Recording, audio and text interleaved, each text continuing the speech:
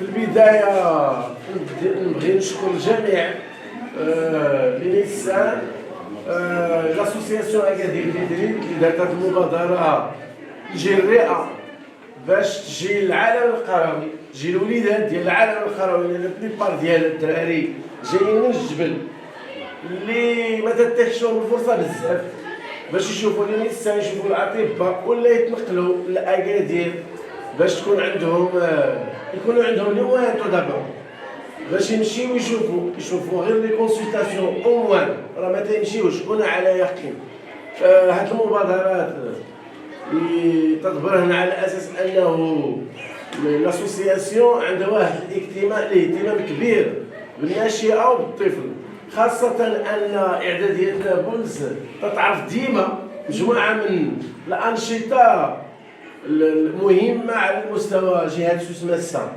واعداديه نابلس هي رائده في هذه المبادرات ديال اليونيسيف ديال العدد ديال المبادرات اللي داروا هنا ونجحوا.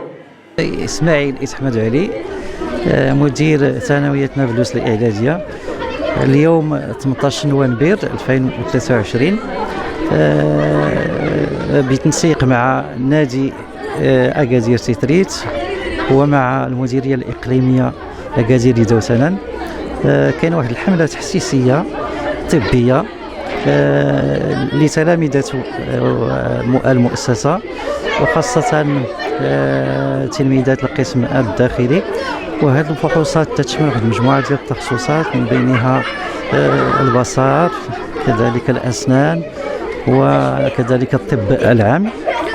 ونحن من طبيعه الحال نشكر جميع المتدخلين في هذه المناسبة.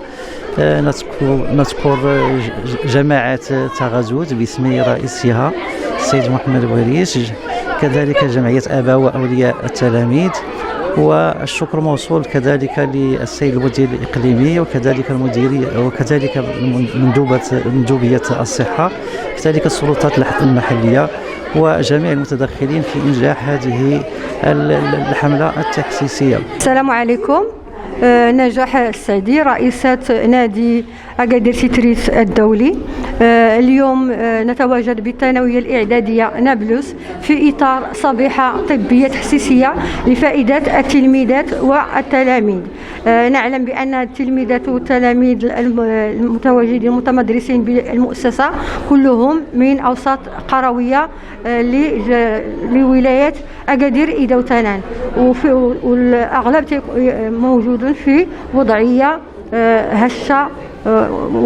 وكان الهدف ديالنا من هذه الحمله ومن هذه الصبيحه ان هذه المجموعه ديال الاطباء المشرفين على العمليه هما جمعيه امياغ للاطباء الداخليين. هناك كذلك طبيبه ممارسه باكادير طبيبه عايده براملي. اذا يعني عند مسطرين واحد البرنامج لتشخيص امراض الاسنان. كاين كذلك تحسيس عن جميع الامراض اللي كتصيب التلميذ، وتحسيس عن يعني البحث إذا كانت هناك حالات خاصة، وبتنسيق مع الجماعة والرئيس الجماعة كيتعهد أنه إذا كانت هناك حالات خاصة أنه غيكون التحمل ديالها. إذا هذا هو الهدف سميتو، لأن صحة التلميذ فوق كل شيء. إذا بغينا أننا نحصلوا على نتائج مرضية، ونعلم بأن هاد الأطفال التلاميذ من أوساط ضعيفة، والآباء لا تسمح لهم الظروف بأنهم يعني يأخذوا الأبناء ديالهم عند الطبيب وإجراء فحوصات وتحاليل، يعني هذا الشيء مكلف جدا. فبالتالي نطمح من هذه الصبيحة أننا نتعاون فيما بيننا. السلام عليكم، معكم دكتور نصف عثمان، طبيب مقيم بمصلحة أمراض وجراحة العيون بالمستشفى الجامعي بأكادير.